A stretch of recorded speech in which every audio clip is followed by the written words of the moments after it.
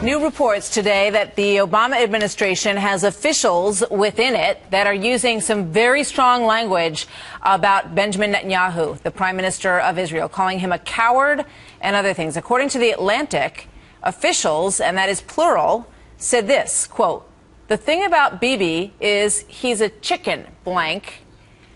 The good thing about Netanyahu is that he's scared to launch wars. The bad thing is that he won't do anything to reach an accommodation with the Palestinians or with the Sunni Arab states." So why would an article like this and quotes like that land in this magazine? Dan Gillerman is former Israeli ambassador to the UN and a Fox News contributor. Ambassador, welcome. Good to have you here this morning.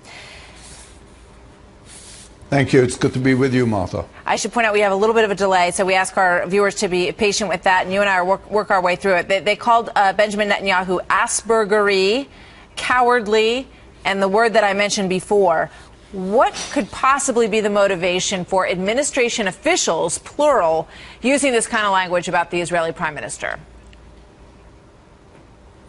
Well, Martha, first of all, I hope very much that this is not true. If indeed these quotes are true and these things were said either by the president or his administration, I think it's shameful, it's abusive, and it's very, very counterproductive.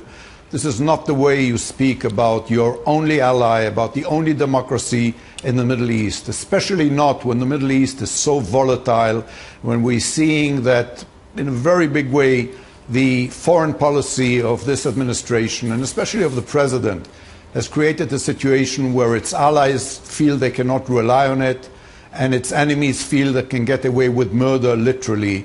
You do not use such abusive language against your only ally, the only democracy in the region, the only one you can count on, and the only one with which the U.S. has a truly very, very special relationship.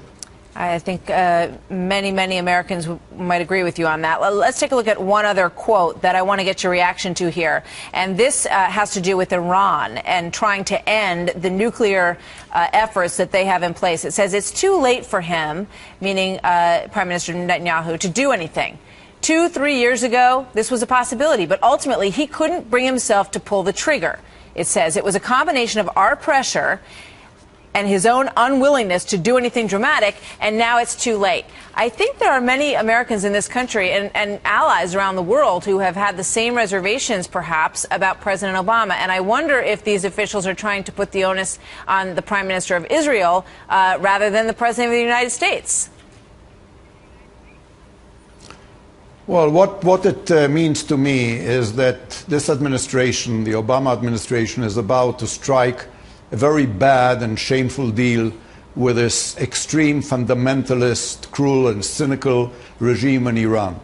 Unfortunately, the history of this administration, whether it's bleeding from behind in Libya, hesitancy in Syria, abandoning its ally in Egypt, does not signal well. And I think that maybe they're already looking for an alibi or an explanation about the bad deal they're about to strike with Iran. But you know, the only reason that real sanctions were levied on Iran was the pressure put by Benjamin Netanyahu and the Israeli government and the belief that if nothing is done, we will do it. And I believe that Israel and the Prime Minister, who is there to protect the safety and security of Israelis and prevent a second Holocaust by the regime that denies the Holocaust while it's preparing the next one. If nobody else does anything about Iran, I believe Israel will still reserve the right to do something to stop that evil regime from becoming nuclear. Well, I would point our viewers to a front page story in the Wall Street Journal today. U.S.-Iran relations move to détente. A lot of what you are saying, Ambassador Gillerman, is echoed in this story. It's a very good piece this morning on the front page. Ambassador, thank you so much for being with us. We'll see you soon back in New York.